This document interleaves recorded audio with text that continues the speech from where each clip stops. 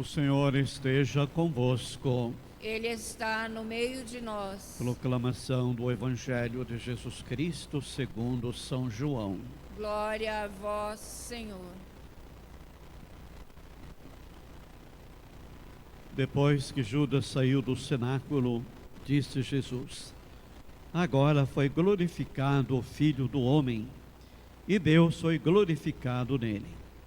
Se Deus foi glorificado nele, também Deus o glorificará em si mesmo, e o glorificará logo. Filhinhos, por pouco tempo estou ainda convosco. Eu vos dou um novo mandamento: amai-vos uns aos outros. Como eu vos amei, assim também vós deveis amar-vos uns aos outros. Nisto todos conhecerão que sois meus discípulos, se tiverdes amor uns aos outros. Palavra da salvação. Glória a vós, Senhor. Podemos estar assentados por um momento. Queridos irmãos e irmãs, estamos caminhando para o final do tempo pascal. Por isso este é o penúltimo domingo, o quinto domingo da Páscoa, o sexto domingo, domingo que vem, e depois iremos celebrar a festa da Ascensão do Senhor. Então tudo isso para mostrar e confirmar os apóstolos na fé, aquela fé que tinha esfriado por causa da paixão-morte. Jesus ressuscitado se faz presente na vida da comunidade dos discípulos, até então medrosos, fechados, com medo dos judeus e das autoridades. Então Jesus estava presente no meio da comunidade com o seu corpo glorioso, evidentemente porque havia ressuscitado. Então ele aparece diversas vezes, as aparições de Jesus. No cenáculo, quando os discípulos estavam reunidos, Jesus se coloca no meio deles e diz: a paz esteja com vocês. Depois Jesus também se manifesta como sendo o bom pastor. Eu sou o bom pastor, eu conheço as minhas ovelhas e elas me conhecem. Aparece a Tomé, que num primeiro momento duvidou, não acreditando no testemunho dos companheiros, porque não estava reunidos com eles, por isso teve a dúvida, a falta de fé. A pescaria milagrosa, o ressuscitado Cristo se faz presente. Então vemos diversos momentos desta presença do Cristo ressuscitado, como para fortalecer a fé dos discípulos. E por isso agora eles, cheios de fé e da certeza de que Deus ressuscitou Jesus, então eles iniciam corajosamente a pregação, anunciando, portanto, a boa nova do reino a todos os lugares. E assim vemos, na primeira leitura de hoje dos Atos dos Apóstolos, é a conclusão da primeira viagem missionária de Paulo e Barnabé.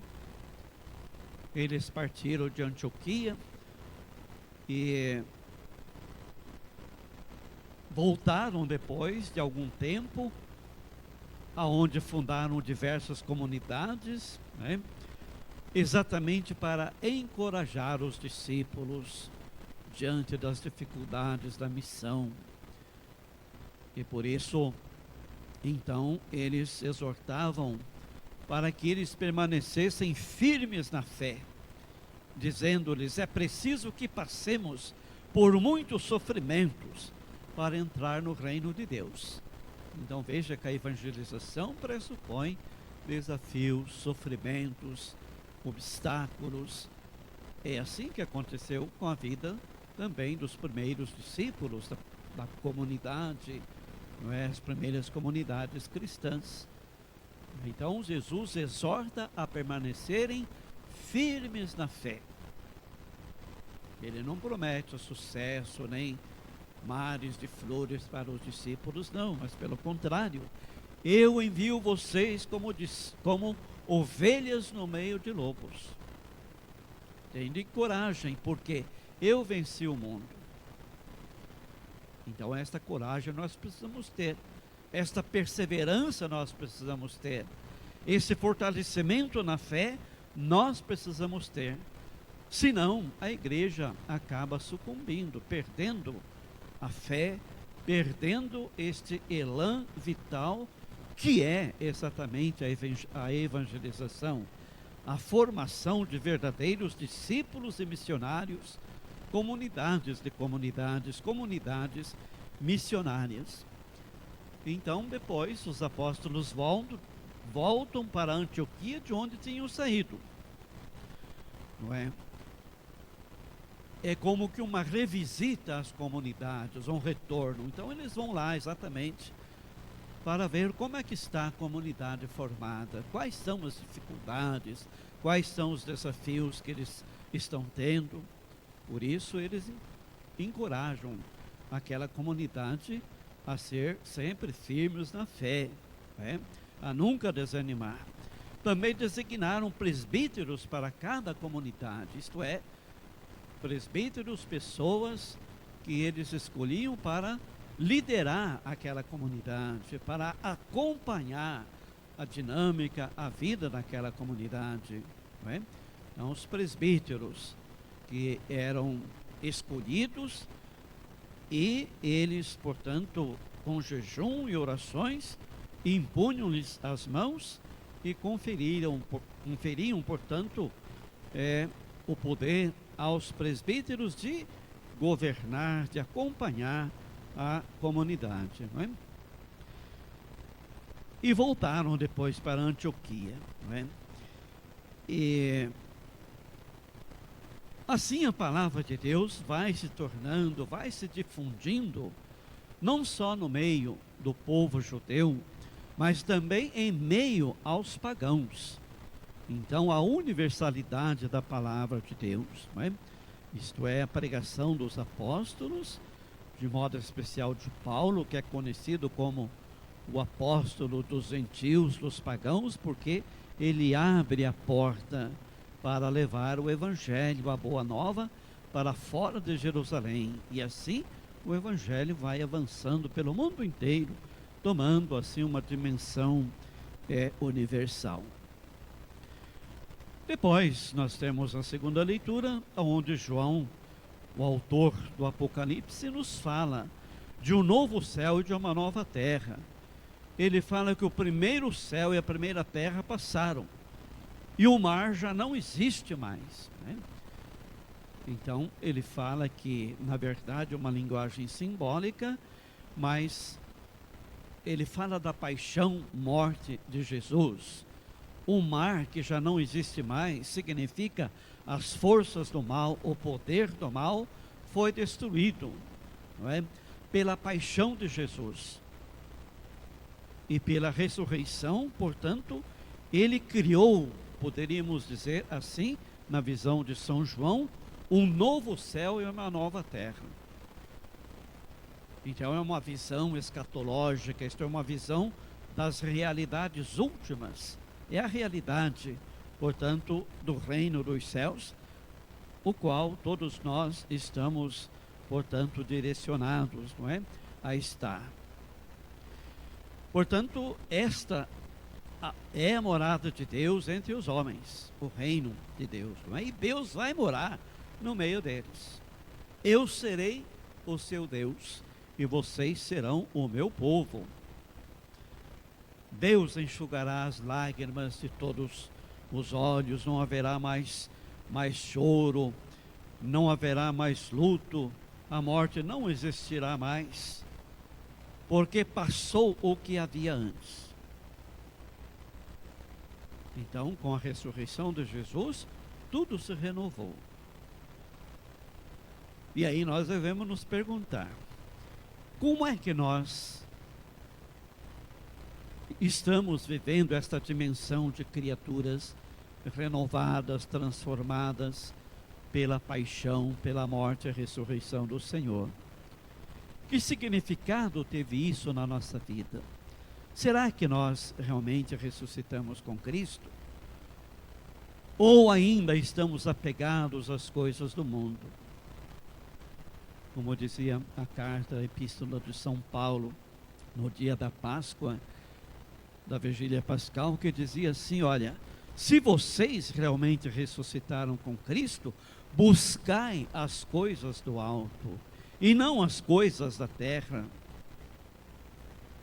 Se vocês ressuscitaram com Cristo, então busquem as coisas do alto, aonde está Deus, aonde está o Cordeiro imolado, né?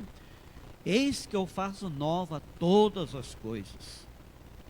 Então, a novidade, Deus sempre nos surpreende com as suas novidades. Então é preciso esta abertura para que nós possamos acolher as novidades de Deus, não é?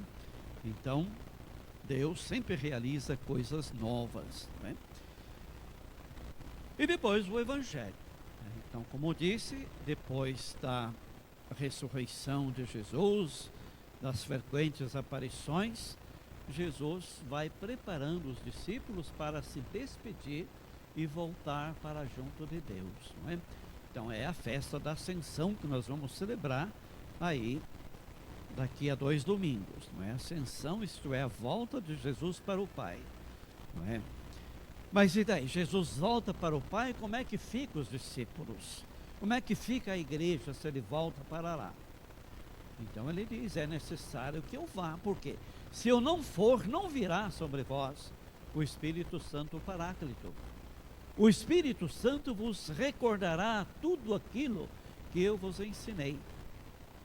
Então, por isso, a abertura, a docilidade, a ação do Espírito Santo que vai gerando a novidade na vida da comunidade, na vida da igreja, sempre fazendo coisas novas e recordando para nós os ensinamentos de Jesus, né? Então Jesus vai para o céu, volta para a casa do Pai, né? Mas ele não deixa a comunidade órfã, né?